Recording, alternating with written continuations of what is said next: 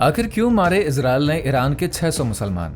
क्या ये सच में सिर्फ एक जवाबी हमला था या फिर इसके पीछे कोई ऐसा पुराना जख्म छुपा है जो कि आज तक भर ही नहीं पाया है? जून 2025 का वो डरावना दिन जब तेहरान, मशहद और इस्फहान की गलियों में धुआं भर गया था, जब चारों तरफ चीखें थी, लोग खून से लथपथ पड़े थे, तब इजराइल ने बस एक बात कही, हमने ये अपने बचाव में किया है।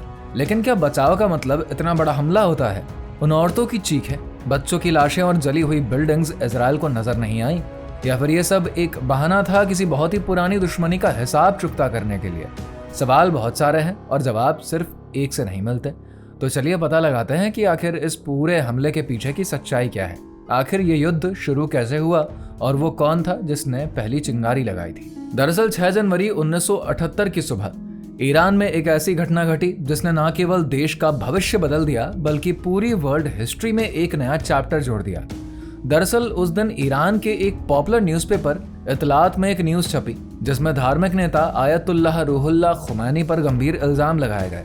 न्यूज़ में खुमैनी को ब्रिटिश एजेंट, कॉलोनियलिज्म का समर्थक और अनैतिक जीवन जीने वाला बताया गया। इस न्यूज़ ने जनता में आक्रोश की आग भड़का दी। कुछ लोगों ने अखबार फाड़कर फेंक दिए, कुछ ने उसे सड़कों पर लात मारकर निकाला और कई लोग सीधा सड़कों पर ही उतर आए। इस एक सुबह ने ईरान में ऐसी क्रांति की नींव रखी जो कि दुनिया की सबसे बड़ी इस्लामिक क्रांतियों में से एक बन गई। इस क्रांति ने न केवल ईरान को एक इस्लामिक नेशन बनाया बल्कि मिडिल ईस्ट की राजनीति को भी हमेशा के लिए बदल दिया। जी हाँ, ईरान, जिसे पहले पर्शिया के नाम से जाना जाता था, वो एक समृद्ध सांस्कृतिक और ऐतिहासिक विरासत वाला देश है। वहीं फर्स्ट वर्ल्ड वॉर के बाद ब्रिटेन ने पर्शिया को अपना संरक्षित राज्य बनाने की कोशिश करी, लेकिन ये कोशिश तो नाकाम रही।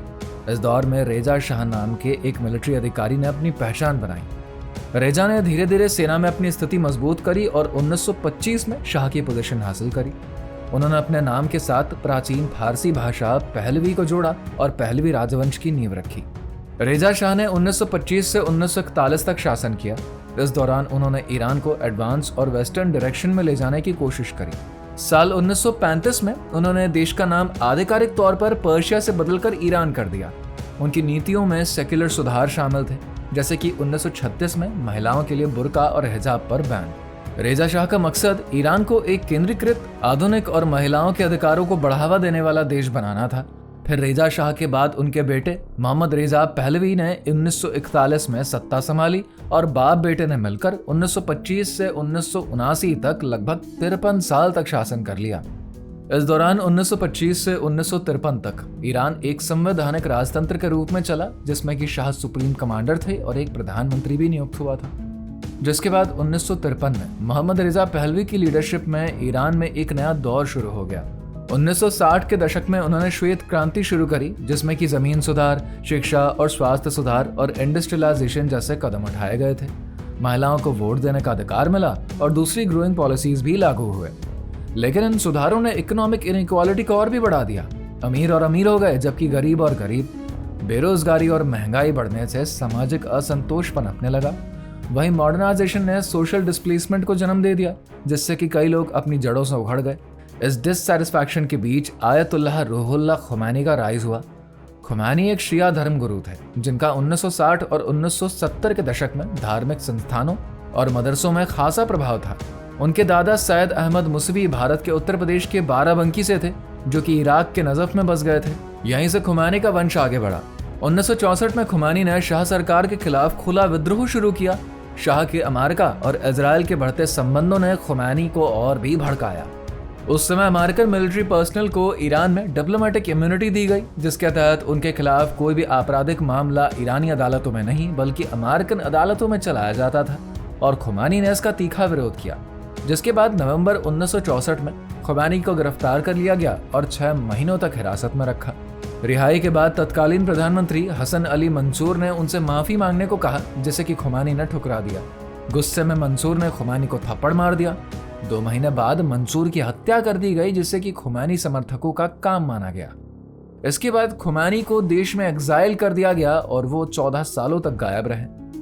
वहीं मोहम्मद रेजा शाह ने सवाक नामक एक खुफिया पुलिस फोर्स बनाई थी, जिसे कि अमेरिका का सपोर्ट मिला था। इस सवाक को शाह विरोधी आवाजों को दबाने का जिम्मा सौंपा गया, लेकिन खुमैनी समर्थक उलेमाओं ने जनता के बीच ये प्रोपोगेट किया कि सावक देश को बर्बाद कर रहा है। साल 1978 में हालात और भी बिगड़ गए। साथ ही अगस्त 1978 में आबादान में एक सिनेमा घर में आगजनी की घटना में 450 लोग मारे गए। सरकार ने इसको अपोजिशन का काम बताया, जबकि जनता ने सरकार को जिम्मेदार ठहराया। सितंबर 1978 में सरकार ने मार्शल लॉ लागू किया। 8 सितंबर को तेहरान के जाले स्क्वायर पर रिलीजन प्रोटेस्टर्स पर सवाक ने गोलीबारी करी, जिसमें 100 से भी ज्यादा लोग मारे गए। इस घटना को ब्लैक फ्राइडे के नाम से जाना गया। उसी दिन इत्तलात अखबार में वो कंट्रोवर्शियल न्यूज छप गई जिसमें कि खुमैनी को ब्रिटिश एजेंट और अनैतिक बताया गया। इस न्यूज ने जनता के गुस्से को और भी भड़काया। साल 1978 के आखिर तक शाह की सरकार दबाव में आ चुकी थी। जनवरी 1979 में मोहम्मद रेजा शाह ने ईरान छोड़ दिया और शाहपुर बख्तियार को अंतरिम नेता बनाया गया, लेकिन बख्तियार कमजोर साबित हुए। वहीं 1 जनवरी 1979 को खुमैनी 14 साल के एग्जाइल के बाद ईरान लौटा। लाखों लोग उनके स्वागत में सड़कों पर उतर आए। ईरानी सेना ने न्यूट्रलिटी की घोषणा करी और खुमैनी को सत्ता संभालने का मौका मिला। साल 1989 में खुमैनी की लीडरशिप में इस्लामिक रिपब्लिक की स्थापना हुई। मार्च 1979 में जनमत संग्रह हुआ, जिसमें कि 98% लोगों ने इस्लामिक गणराज्य के फेवर में वोट दिया, जिसके बाद दिसंबर 1979 में नया संविधान लागू हुआ, जिसमें कि खुमैनी को सुप्रीम लीडर बनाया गया। उनके वलायत ए फकीह प्रिंसिपल को शासन का आधार बनाया गया। इस नए शासन ने सिटीजन्स की लाइफ, खास करके फीमेल्स के अधिकारों को बहुत ज्यादा इफेक्ट किया। जी हाँ, उनके लिए हिजाब मैंडेटरी कर दिया गया, साथ ही शादी की उम्र घटा दी गई और फीमेल्स को कई प्रोफेशनल फील्ड से भी हटाया गया। वहीं 1979 की ईरान इस्लामिक क्रांति ने न केवल देश के अंदर की व्यवस्था को बदला, बल्कि इसकी इंटरनेशनल कंडीशन को भी पूरी तरीके से रीजनरेट किया।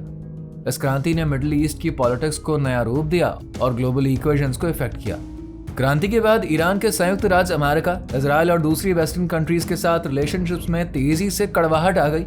मोहम्मद रेजा शाह के सत्ता छोड़ने पर 1979 में इलाज के लिए अमेरिका जाने के बाद आयतुल्लाह खुमैनी के सपोर्टर्स ने इसे शाह की वापसी की साजिश माना, जिस वजह से नवंबर 1979 में तेहरान में अमेरिकन एम्बेसी पर कब्जा कर लिया गया, जहां पर 52 अमेरिकन डिप्लोमेट्स को 444 दिनों तक बंधक बनाया गया। इस इंसिडेंट ने ईरान और अमेरिका के रिलेशन को खराब कर दिया। साथ ही नई इस्लामिक सरकार की फॉरेन पॉलिसी का मेन प्रिंसिपल इजराइल का विरोध करना था। जी हाँ, ईरान ने पैलेस्टीन आंदोलन का खुल करके सपोर्ट किया, जिससे कि इजराइल के साथ उसका टकराव गहरा हो गया। तब से लेकर आज तक दोनों देशों के बीच तनाव लगातार बना हुआ है और बीते कुछ सालों में यह तनाव ड्रोन हमलों तक पहुंच गया। जून 2025 में इजराइल ने ऑपरेशन राइजिंग लायन के तहत ईरान के परमाणु और मिलिट्री ठिकानों पर बड़े पैमाने पर ड्रोन हमले किए। इन हमलों में ईरान के कई कमांडर्स और न्यूक्लियर साइंटिस्ट भी मारे गए।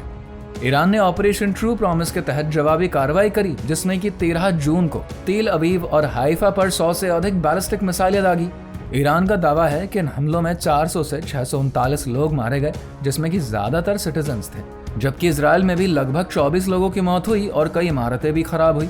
हालांकि इजराइल ने दावा किया कि उसके हमलों ने ईरान के परमाणु प्रोग्राम को कई सालों तक पीछे धकेल दिया, जबकि ईरान ने अपनी फतेह 1 हाइपरसोनिक मिसाइल को इस्तेमाल कर लिया।